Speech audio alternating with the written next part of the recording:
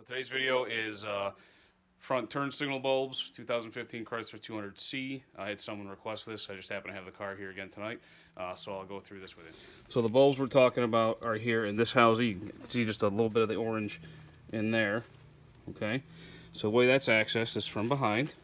I'm going to try and point to exactly what we're dealing with here.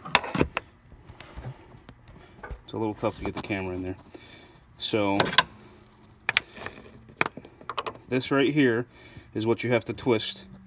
Twist to the left, just like anything else, lefty-loosey, and that's going to come out, the whole bulb is going to come out with that. So in order to do that on this side, which is the passenger side, you got an 8mm hose clamp here. You've got three 8mm screws that I've already taken out to remove the air filter housing. And you have to lift up on this side and pull it this way because it has these teeth. See, the teeth are disengaged now, but those teeth go further to the right to lock in. So I just pull those out.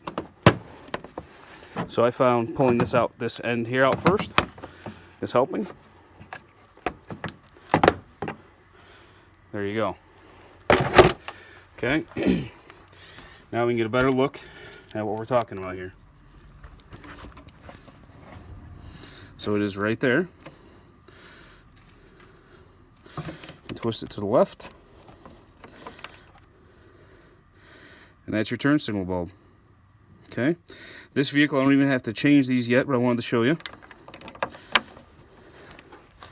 And push right back in. Make sure they're tight, because part of the twisting motion there is actually locking the electrical contacts in to the housing. Now I won't remove the driver's side, but I'll show you it is basically a mirror image. Same exact concept. This side, if you reach in carefully, you should be able to reach this side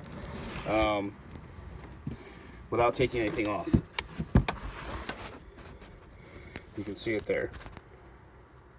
I think I can reach in there with my left hand and twist that without taking anything off.